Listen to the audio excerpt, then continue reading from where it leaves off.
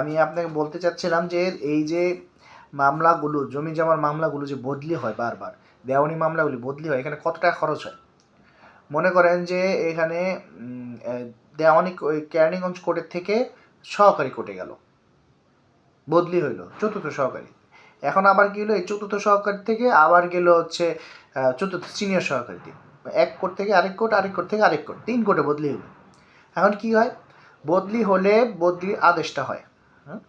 যেদিন বদলি হইল, মনে করেন যে আজকের তারিখে বদলি হইল, তাহলে 3-4 দিন বা 1 সপ্তাহ পরে গিয়ে আমাদের তদবির করতে হবে যাতে মামলাটা তাড়াতাড়ি বদলি করে। কেন? মনে করেন যে বদলি করার পরে এটা কোর্টের থেকে সেরেস্তায় যায়। সেরেস্তায় ওরা কী করে, ফাইলটা ফালায় রাখে। ওরা অন্য কোর্টে বদলি করার জন্য মানে লেন্দি করে।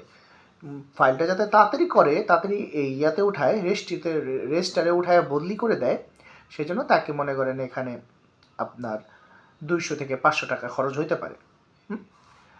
আর এখানে আইনজীবী আরও 500 খাইতে পারে। তো এই বদলি হওয়ার পর সে লিখলো, কোনো একটা পেশকারকে দায়িত্ব দিয়ে তো লিখে সে ফাইলটা দিয়ে দিল অন্য কোর্টে, মনে করেন কেরানীগঞ্জ কোর্ট থেকে চতুর্থ সহকারীতে গেল।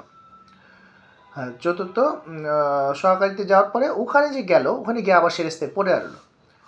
ওখান থেকে আবার ওই চতুর্থ সহকারীর সেরেস্তাকে তদবির করতে হবে যে ভাই আমার মামলাটা ডেট ফালান। তাকে আবার মনে করেন যে এখানে আবার 200 থেকে 500 টাকা দিতে পারে, ওখানে আবার আইনজীবী 500 টাকা খাইতে পারে। কথা বুঝছেন? তো ওখানে আমরা মামলা ইয়াতে উঠবে, রেজিস্টার বইয়ে উঠবে, এরপর ডেট ফালাবে, এরপর অ্যাজ ইউজুয়াল মামলা যে পর্যায়ে থেকে বদলি হয়েছিল সেই পর্যায়ে গিয়ে আবার শুরু হবে।